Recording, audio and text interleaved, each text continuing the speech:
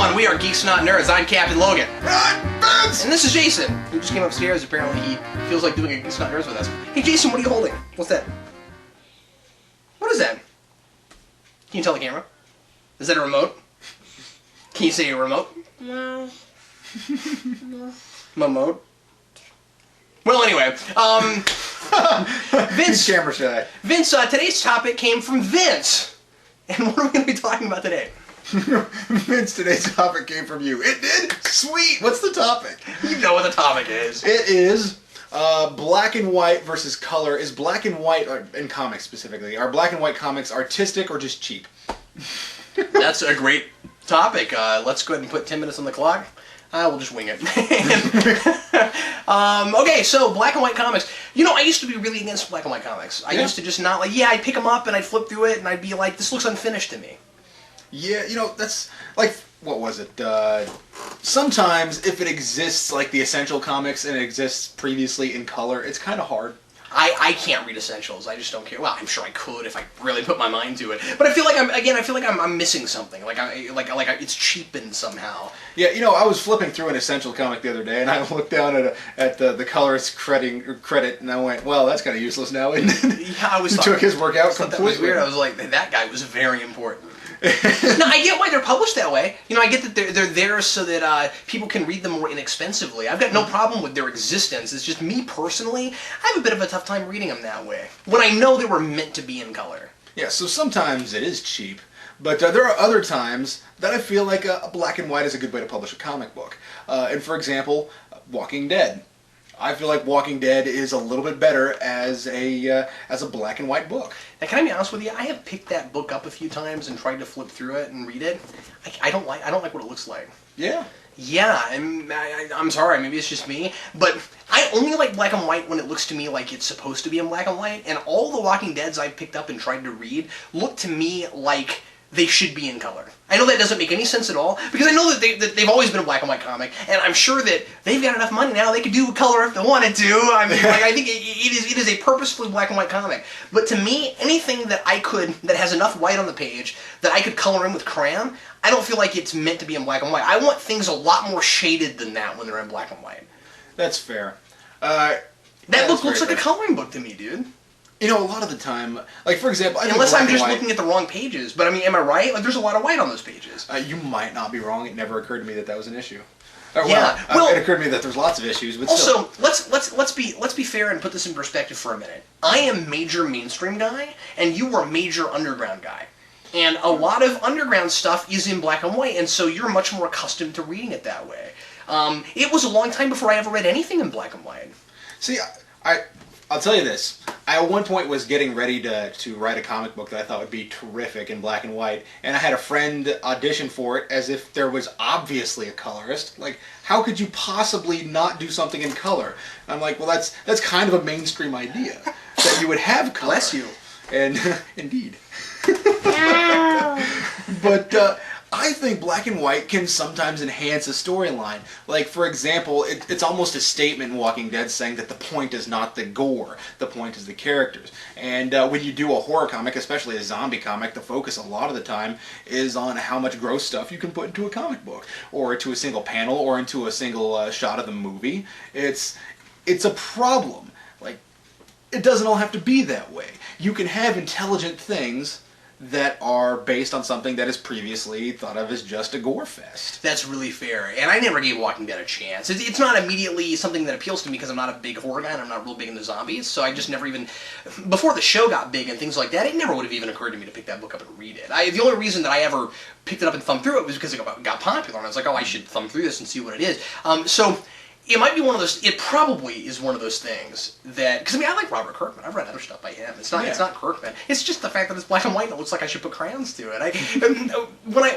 If I were to actually sit down and read that book, probably I would get accustomed to the style to the point where I would go, okay, this is a part of how this narrative is told and it needs to be this way. I'll tell you this, I read the first couple issues of Racial Rising, which is a black and white indie book, and I really liked it in black and white, and it was not real hard shaded either. So it might just be that I liked the style of the pencil lines better in that book than I did in Walking Dead. I mean, it's really, I find not being an artist, looking at art a lot, it is very difficult to articulate why I like something. Yeah, I would agree with a lot of that. I mean, Terry Moore, I think that was the guy. That's who did Rachel Rising, yeah. Yeah, he was the original one that started with Kirkman on Walking Dead. Oh, really? I didn't know that. And That's I very preferred interesting. that one a lot more than the guy that they have now. No, the guy they have now is great, but it's a little bit more raw than which, by the by, is an interesting progression as the zombie apocalypse would carry on with less medical products and grooming products out there. It makes sense that things would become more raw. Yeah, so therefore, maybe it's just a sensible thing that they're doing, and not necessarily a differing in styles. But I know we're stuck on Walking Dead real hard here, but I got a question for you about that. yeah, what's up? Did it ever occur to you in your brain that the TV show should have been in black and white? No. Oh, okay. All right. It just feels like a natural thing to me, and I feel like if you're going to do a TV show, instead of doing the exact comic book, which of course they didn't, they radically changed things, but even though there's a lot of the same big points are the same, I'm totally, Most good adaptations are that way. Yeah, they radically changed Most. Yeah. Yep. But I was just curious. yeah, that's just kind of how I come down. I feel like black and white can enhance a storyline. And Do you ever find yourself doing that, though? Where you go, God, this really should be in color? not in Walking Dead. No, I don't mean with that. I just mean with other things. Like, have you ever picked up a book and said, no, this is unfinished. It's not done. There is an Essential Punisher book, Volume 2, that I was thinking, I'm not certain if I'm getting the same tone from this as I would if it was in color. Because it does seem a little... Oh, sure, yeah. I don't know, With almost, essentials, right. there are times that I'm like, man, this is kind of like Bond. This is really strange to me. But, yeah. I know I talk Tick a lot, but that was a book that started... TikTok. That of course, started in black and white. And it looked like it needed to be in black and white. And again, Evelyn did a lot of shading in that book. But later on, there were other people who drew that book where I didn't think that the black and white was as good and it should have been in color. And then once they went to color, it was just, now it was a color book, but I think that's one of those that works well either way depending on how you do it. So, I don't know. What do you think about, like the big two ever doing some black and white comics? Like, do you think they should? Marvel and DC? Yeah. I think you can make a successful Batman black and white comic. I think it just kind of depends on what the tone it is. That's been done, too. Oh, yeah, It was Batman black and white. Batman black and white. Now, I don't know if it was successful. I've not read it, but... I mean, I think you can do something decent like that. I think you kind of have to choose your subject matter a little bit. I think you could do a black and white Venom comic. Oh, sure. I think you could do a black and white Rorschach comic. Mm-hmm. I think you can do a lot of things in black and white. Bye, little dude. But that's the trouble, is that I think people want to try certain things in black and white. Like they think that they're going to... Well, let me rephrase that. The stuff that gets put out there more, the things that people would say, well, if it's a risk to do something, then we should do it with something that I know people will buy. So I wouldn't want to read a black and white Spider-Man comic. I really wouldn't either. I wouldn't want to read a black and white Superman comic. That'd be bizarre to me. Yeah, part of the Unless point of it's a those black and white characters... Bizarro comic, in which case it'd be But okay. part of the point of those characters is color. Yeah. It's people that are vibrantly colored who are in your face, and And they're generally bright books, just as a rule. You know what I mean? Like mood-wise. The color has a great deal to do with how we feel about them. I think The Boys should be a black and white comic. Okay, and it's not. It's not. It should be a black and white comic. Interesting. Why? Because it would pull back on some of the gore, and I think it would sort of rein in Garth Ennis. Well, that's not necessarily true. I think Garth Ennis is going to do what he wants to do, regardless. Has there been any black and white Punisher? There has to have been. But you just can't think of what it would have been. Yeah, I have a book called Classic Punisher, but I think it's reprints. What do you think about... I mean, I think there are a few properties that would, like you said, really lend themselves to black and white. Anything, air quotes, noirish. And I know that, Yeah. a lot of the stuff, a lot of Dark Horse Presents and things like that are black and white, aren't they? Or am I wrong?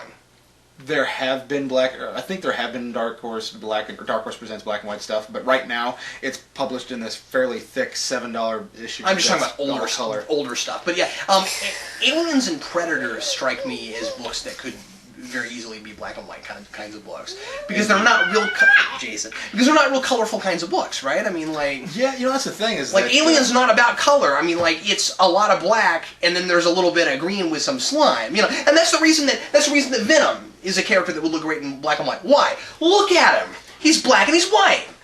Indeed. I think you could have a black and white Spawn comic, but now, I know you're not a big fan of Sin City, and I'm not either. Yeah. But one of the things I like about Sin City is that it's black and white with splashes of color. I like the and same thing with the way they did the Spirit movie, you know, where it looked kind of black and whitish, but you have these pops of color. I love that kind of thing where it's like if it's red, it's in color. Everything else is black and white. I think that's a good idea. I enjoy things like that. I think it's nice to have that black and white wash with you know, little flecks of color throughout the movie. But well, I'm also talking about comic books, yeah. But I think Sin City is an interesting looking piece. The thing about Sin City is as to why it's not like a terrific like this is the way to do it is because the color often in my mind doesn't make any sense. Like it's just something that's put there. You think it's too abstract? Like I feel like there's no meaning to the color. Like you might as well just make the whole book black and white as opposed to like, well, this I'm going to make green because I want it to be green, as opposed to her eyes are blue to symbolize innocence, but she's not really innocent. She's a horrible little person. Well, you did things like, you know, her eyes are green and things like that, and that does tell you something, especially, you know, if she's evil or something. But I don't know. I mean, you know, you had Yellow Bastard and things like that, where he's yellow, but everything else around him is black and white. I think that works. But I totally get what you're saying. I think there should be significance to the use of something. If it's going to break the overall what you're seeing, if it's going to break the overall tone, there has to be some reason for it to exist. So. But I like the idea of experimenting with things where, like, you know, we use a really heavy color, and then we splash it with some other things. Like Batwoman is mostly a red book. There's a lot of red in that book. That's a good point. Red boots, red gloves, red hair. And then a lot of stuff around it is highlighted red. You know what I'm saying? Where it's like you're looking at it through a lens. Through like a red lens, and I think that can be very effective. And it's not just because that character has red in her costume. It entices you to feel a certain way. It gives you a certain mood for that book. Yeah, I think the Batwoman book is also pretty successable because, you know, that would almost work with the whole black and white. Batwoman could be a black and white book with some red splashed in. Yeah, I think they took J.H. Williams off of it. I think he's writing it, but he's not drawing it, which was the reason to buy the book. I didn't know that. Jeez. And there was so much interesting panel configurations that was the reason to buy Batwoman, was you had all these strange panel configurations, and now it's just kind of like an average comic book. Well, what do you think? Black and white, do you like it? Do you not? When do you like it? And have you ever read a black and white comic and said, wow, this feels kind of unfinished? Leave us a comment, tell us what you think, and also if there's something you'd like us to talk about in a future GNN, leave that in the comments as well. We wanted to tell you once again, real quick, about Geeks United, if you hadn't heard about it yet. We're doing this new program. It's $20, it's a club, and what you get with that $20 is my book. It's usually $13, so this is only $7 more than my book. It's called The Girl with Seven First Names. It's a fun sci-fi comedy novel, 420 pages, so you get a lot of bang for your buck. You also, and you get that, of course, signed and personalized. You also, thanks, Vance. You also get a letter from Doom's Events. You get a DVD with a whole bunch of your favorite videos on it. Well, a whole bunch meaning up to 5. And you get a special GNN from us to you, and you get lots of other fun things too. Go check out Geeks United. We have a video about it up right now, and I think people are really going to enjoy it.